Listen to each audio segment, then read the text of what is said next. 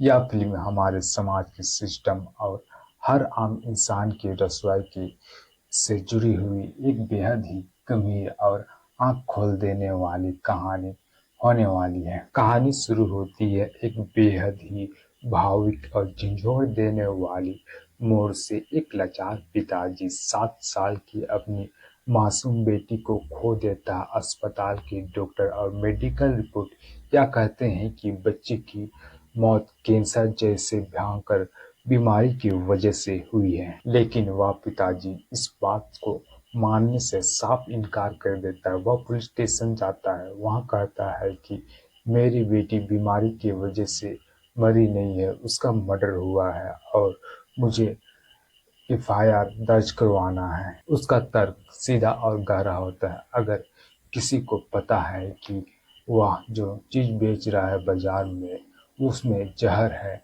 और उस जहर को खाकर कोई मर सकता है, तो वह प्राकृतिक मौत नहीं बल्कि कानूनी हत्या है।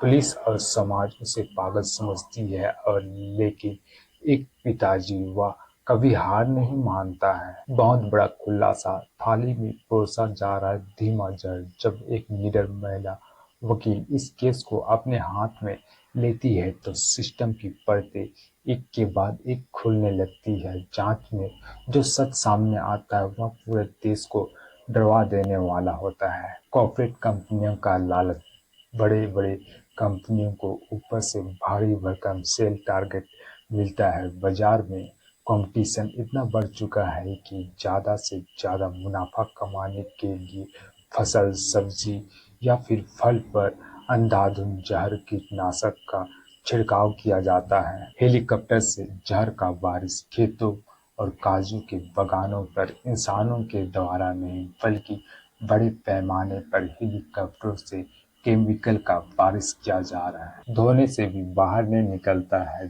जहर। आम जनता को लगता है कि बाजार से जो फल सब्जी लेकर आते हैं उसे धोने से साफ हो जाता है, लेकिन ट्रेलर में साफ बताया गया है कि यह केमिकल पौधों के जड़ और रगों में अंदर तक समाये हुआ होता है। इसे कितना भी धोने से भी इसका केमिकल बाहर नहीं निकलता है। दूध में मिलावट का खेल सिर्फ सब्जियों पर नहीं, जब त्योहार या फिर शादी का सीजन आता है तो हमारे देश में दूध का मांग अचानक बढ़ जाता है। तो यहाँ पर सिंथेटिक या फिर केमिकल वाले नकली दूध की सप्लाई बहुत ज़्यादा मात्रा में की जाती है, जिससे बच्चों का शरीर में जहर कैंसर के जैसे बीमारी पैदा करती है। जब ये मामला कोर्ट तक जाता है तो बड़ी कॉर्पोरेट लॉबी और भ्रष्ट नेता हरकत में आ जाते हैं। वे इस मुद्दे को दबाने की हर हरकत अपनाते हैं। जब सरकार और कंपनी को लगता है कि उसका पोल खुलने वाला है तो वह इस पूरे लड़ाई को भटकाने की कोशिश करते हैं, क्योंकि यह मुद्दा किसान और खेत से जुड़ा होता है। इसलिए कुछ भ्रष्टाचार ताकतवर इस आंदोलन को देश के विरोध, किसानों को बदनाम करने की साजिश के रूप में कोशिश करते हैं।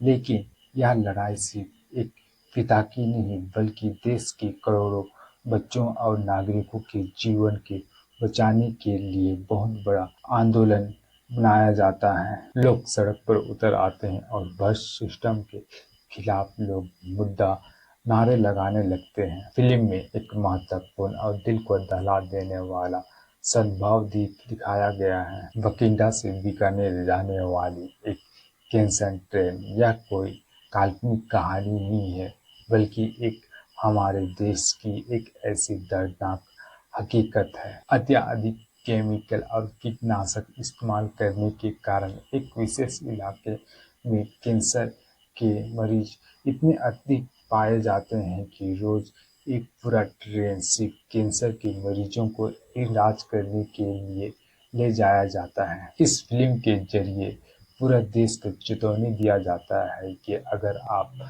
आज फसल पर जहर छिड़कना बंद नहीं किए तो आने वाले कुछ सालों में ही देश में हर शहर, हर रेलवे स्टेशन में एक ऐसे कैंसर से ट्रेन गुजरेगी। यह मूवी का कहानी यह हमें सोचने पर मजबूर कर देती है। विकास और आधुनिक खेती के नाम पर हमारे थाली पर क्या परोसी जा रही है। कोर्ट रूम के अंदर वकीलों की दलाली और कोर्ट के बाहर आम जनता का गुस्सा फिल्म में एकदम प्रभावशाली तरीके से दिखाया गया है। जहर बोया है तो कैंसर तो उगेगा ही जैसे शब्द सीधा दर्शक के दिमाग पर असर करती है। यह एक सिर्फ एंटरटेनमेंट फिल्म नहीं है, बल्कि यह एक सस्पेंस थ्रिलर ड्रामा होने वाली है, जो सिस्टम की लापरवाही और कॉर्पोरेट का लालच और आम इंसान की जीने के आधार पर लड़ाई को बहुत ही सरल और साफ सीधे तरीके से पर्दे पर दिखाया गया है।